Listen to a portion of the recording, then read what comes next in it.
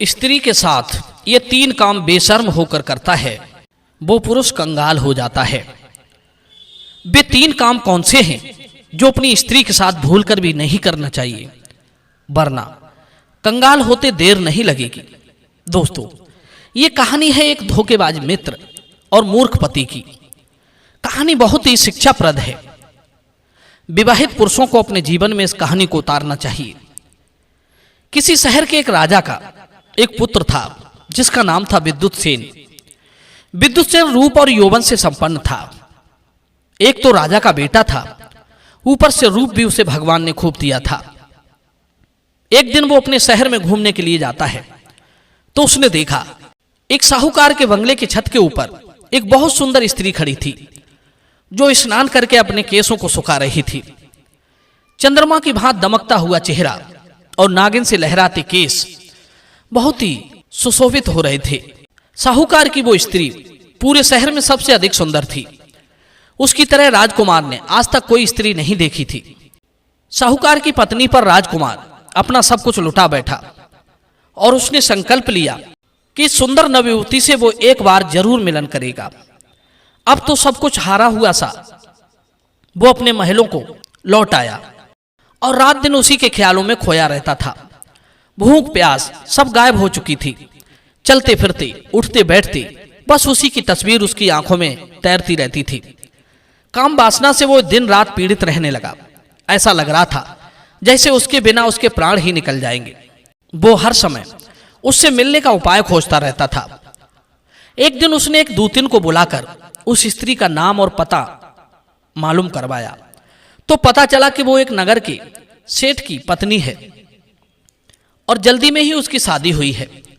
राजकुमार ने दूतिन से कहा कि तुझे मुंह मांगी कीमत देने के लिए हम तैयार हैं। एक बार किसी तरह उस मृगनयनी से मिलन करा दो। मित्रों, दूतिन भी राजकुमार की वेदना को भली भांति समझ चुकी थी कि ये राजकुमार काम के वशीभूत हो चुका है, क्योंकि कहते हैं आदमी सही रास्ते पर तब तक ही चलता है जब तक वो इंद्रियों के वशीभूत नहीं होता। विद्वान लोग कहते हैं इंद्रियों को हमेशा रोक कर रखना तो मृत्यु से भी बढ़कर कठिन है और उन्हें बिल्कुल ही खुली छोड़ देना देवताओं का भी नाश का कारण बन जाता है। दूसरी बात, केवल सोकर नींद पर विजय नहीं पाई जा सकती। कामोपभोग से स्त्री को नहीं जीता जा सकता। लकड़ी डालकर आग को जीतने की इच्छा ना करें और अधिक पीकर मदिरा पीने की आदत को नहीं रोक सकते।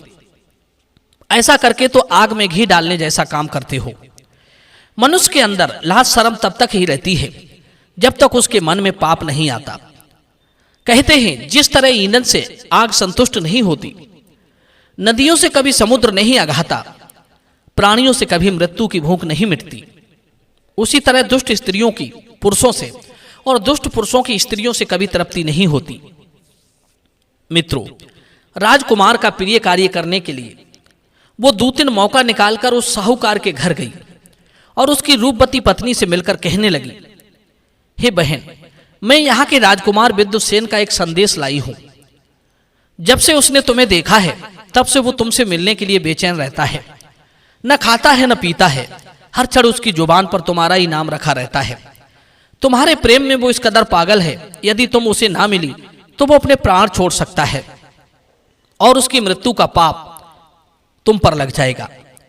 दूती के मुख से राजकुमार का पागलपन सुनकर साहूकार पत्नी कहने लगी, बहन, इसमें मैं क्या कर सकती हूं? राजकुमार ने मुझसे प्रेम किया है, मैंने तो उससे प्रेम नहीं किया। उन्हें यह पता होना चाहिए कि मैं किसी और की ब्याहता पत्नी हूं। किसी और की वस्तु पर मर मिटना यह प्रेम नहीं, मूर्खता है, इंद्रियों का विकार है। और रही बात राजकुमार के प्राण बचाने की, तो मैं उससे मिलने की भूल कभी नहीं कर सकती, क्योंकि मैं एक पतिव्रता स्त्री हूं और दूसरे पुरुष का ख्याल मेरे मन में कभी नहीं आता। कहते हैं जो स्त्री अपने पति को धोखा देती है उसे खुश नहीं रख पाती है, उससे संतुष्ट नहीं रहती, उसे नरक में गिरना पड़ता है। ऐसी स्त्री के जीवन को धिक्कार है। अच्छी भार्या वही कहलाती है जो पति को प्रसन्न रखती है, पतिव्रत धर्म का पालन करती है, संतान वाली है और अपने पति के प्रति तन मन से समर्पित है। अब राजकुमार मरे तो मरे, मैं अपने धर्म से विचलित नहीं हो सकती। दर्शक बंधुओं, साहूकार पत्नी का स्पष्ट जवाब सुनकर दूतिन ने उसे फिर बहलाने का प्रयास किया और उससे कहा कि तुम ठीक कहती हो बहन, परंतु राजा लोगों के विपरीत जाकर भी मनुष्य सुखी नहीं रह सकता। राजा लोग बड़े हठी होते हैं। जो चीज उन्हें मांगने से नहीं मिलती उसे वे बल से जीतने का प्रयास करते हैं। यदि उसने तुम्हारे साथ जबरदस्ती की तो भी तो ठीक नहीं होगा। मित्रों, दूतिन के समझाने पर साहूकार की स्त्री कहने लगी, बहन तुम भी ठीक कहती हो।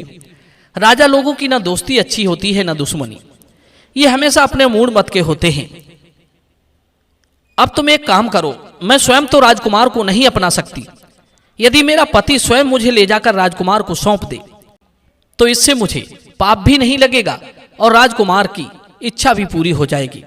दर्शक बंधुओं, साहूकार पत्नी का प्रस्ताव दूतिन ने जाकर राजकुमार को बता दिया कि वो तुमसे ऐसे तो नहीं मिल सकती, पर हां यदि उसका पति उसे अपने हाथों से आपको सौंप दे तो वो तुम्हारे पास आने को तैयार है। दूतिन की बात सुनकर राजकुमार और भी ज्यादा उदास हो गया। सोचने लगा, ऐसा भला और मूर्ख आदमी कौन होगा जो अपनी स्त्री को अपने हाथों से किसी और को सौंप देगा। दूतिन कहने लगी, राजकुमार ढूंढने से कोई ना कोई उपाय निकल ही आता है, थोड़ा अपना दिमाग लगाओ। विद्वान लोग कहते हैं उपाय से जो काम बन जाता है वो ताकत से कभी नहीं बनता। मित्रों, उसी दिन से राजकुमार बस ये सोचने में लग गया कि किस तरह उसके पति को राजी करूं। तब उसके दिमाग में एक युक्ति आई। उसने सोचा कि क्यों ना उसके पति से मित्रता कर लूं। कहते हैं विश्वास में लेकर किसी को भी हराया जा सकता है। यही सोचकर राजकुमार ने साहूकार से दोस्ती कर दी। और ये तो आप जानते ही हैं कि दोस्ती दो स्थिति में होती है, या तो दोनों की समान स्थिति हो या फिर किसी तरह का स्वार्थ मन में जुड़ा हो। राजकुमार ने उस साहूकार को मित्र बना लिया और उसे अपना सहायक भी बना लिया। राजकुमार का मुख्य सहायक बनकर साहूकार को भी बड़ी प्रसन्नता हुई। अब तो राजकुमार ने उसे अपने विश्वास में ले लिया और हर एक अपना प्रिय कार्य साहूकार से ही कराता था। एक दिन राजकुमार ने साहूकार से कहा, मित्र आज से मैं चंद्र व्रत आरंभ कर रहा हूं। यह व्रत 1 महीना तक चलेगा। मुझे इस व्रत के लिए हर रोज एक कुलीन स्त्री की आवश्यकता पड़ेगी। इस व्रत में स्त्री की पूजा की जाती है। मैं 1 माह तक हर रोज एक स्त्री का पूजन करूंगा, तभी मेरा यह व्रत सफल हो पाएगा। तुम्हें मेरे व्रत को पूर्ण कराने के लिए हर रोज एक उत्तम कुल की स्त्री को मेरे पास लाना होगा। मैं उसका पूजन करने के बाद उसे वापस भेज दूंगा। साहूकार ने कहा, मित्र ये कौन सी बड़ी बात है, मैं तुम्हारे पूजन के लिए एक स्त्री की व्यवस्था करता रहूंगा। सिर्फ पूजन ही तो करना है, तुम चिंता ना करो। यह सुनकर राजकुमार बड़ा प्रसन्न हुआ। राजकुमार ने झूठ मूठ का व्रत आरंभ कर दिया। साहूकार रोजाना एक उत्तम कुल की स्त्री को राजकुमार के पास भेजता था। राजकुमार उसकी पूजा करके उसे वापस भेज देता था। यह देखकर साहूकार को भी लगने लगा कि राजकुमार वास्तव में स्त्रियों का पूजन करता है और वो कुलीन स्त्रियों का सम्मान भी करता है और उन्हें वापस भी भेज देता है। राजकुमार ये सब गलत मनसा से नहीं कर रहा है। दर्शक बंधुओं, कई दिन हो गए राजकुमार ने कोई शिकायत का मौका नहीं दिया, जिससे साहूकार को उस पर संदेह होता। एक दिन वो अपनी स्त्री को भी ले आया और राजकुमार के कक्ष में उसे भेज दिया। उसने सोचा राजकुमार पूजन करके उसे लौटा देगा। उधर राजकुमार की मन की हो चुकी थी। वो इसी दिन के लिए इतने दिनों से नाटक कर रहा था। साहूकार पत्नी को अपने पास आया देखकर राजकुमार ने अपने कक्ष का दरवाजा बंद कर लिया और यह देखकर साहूकार को कुछ संदेशा हुआ। उसने कक्ष के अंदर झांक कर देखा तो उसकी आंखें फटी की फटी रह गईं। वो अपना सर पकड़कर बैठ गया।